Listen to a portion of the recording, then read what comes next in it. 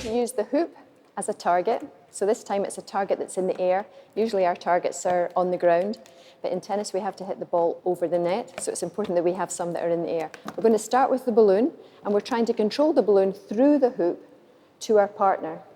So we would set this as a challenge for our young people to work out, how do I get as many as I can without hitting the side of the hoop?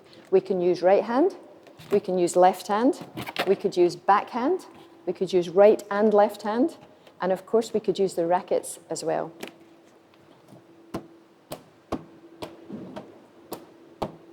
Change hands. Backhand. Right hand, left hand.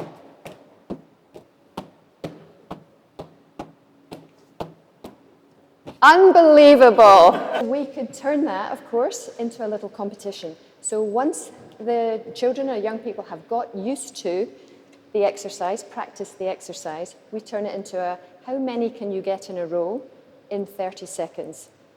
We're turning this into our 30-second challenge. What they have to do is get as many in a row as they can without it touching the side of the hoop. They can use whichever hand, the back of the hand, the front of the hand, right hand, left hand, but they have to work as a team to solve the challenge of the game. So it's about control, it's about communication, and it's about making them think. 1, 2. Ready? 1, 2, 3, 4, 5, 6, 7, 8, 9. I'll 8. come in a wee bit, yeah. 1, 2. 1, 2, 3, 4, 5, 6, 7, 8, 9, 10, 12. 12, very good. 1, 2, 3, 4. Come on, very close. 1, 2. Very good. What was your best? 12. 12? Yeah. 12. So what did you learn from that game? If you were going to do that again, what would you try to do better together to get you a higher score? What worked? I think when Darren told me to come in, we got closer to each other. We were able to then have more control over the balloon as it wasn't going. So we were able to go closer. Closer, and what else? Just touching the balloon really gently. Softly, because you're in a small space. Because when we're in a big space, we have to do more with the hand. But if we panic and go fast, we lose control. So it's that whole thing of being calm. I love the whole working out the game thing, because that's what sport's about, isn't it? Yeah. The challenge of working out the game to disadvantage whoever you're playing against and to get the best out of yourself. So, great little game with the balloons. So when we've mastered that with our hands, we can then introduce the racket. Remember that when tennis was first invented, it was only played with the hand and the ball. So if you train the hands first to send and receive the ball, it's much easier to then put the racket into it. So we would do the same thing. 2, 3, 4, 5, 6, 7, 8. We could do it with our left hand, because tennis is a two-sided sport.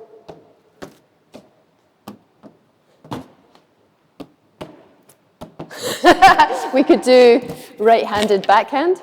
Great for your backhand volley.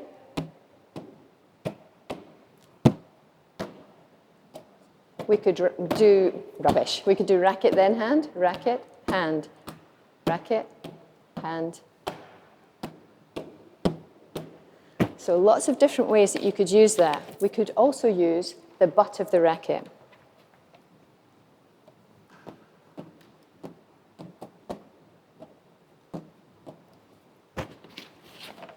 We've got our hula hoop target in the air again, because of tennis being a sport where you hit a ball up and over a net. And we're going to use the beanbag. We're going to start off statically, and we're sending to our partner through the target, throw and catch with both hands. We could throw with right hand, left hand, or both hands, and the same with catching. We can do that statically. We're going to start to add some movement. So our partner here, who has the hoop, is going to start moving, and we move with him. Because tennis is a hit and move and think sport, so we have to be able to move with the equipment. We went through that time. We could go up and over.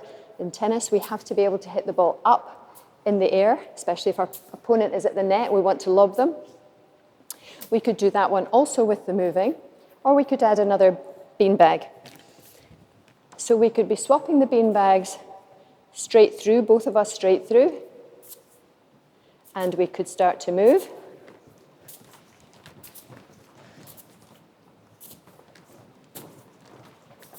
Or we could change and I could go over. So every one that I throw is going over, every one that my partner throws is going through. So we're having to think because we're doing different things. We're catching at one height and we're sending it to a different height. 1, 2, 3, go.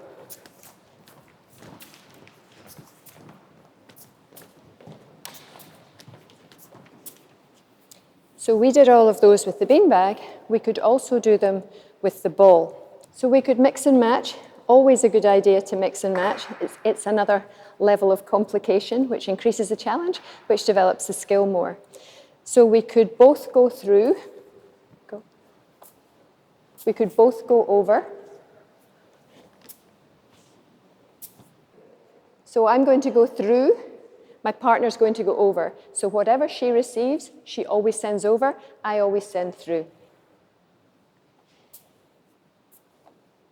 That's fine. Well, my partner has a ball. The ball obviously bounces. She's going to bounce it down, so I'm catching it after a bounce. I bounce it back down.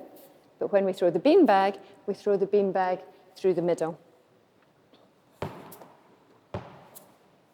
So I'm having to think, because I've got something that bounces and something that doesn't bounce.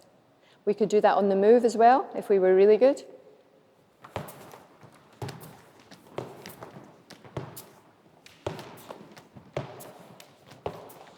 Oh, beautiful.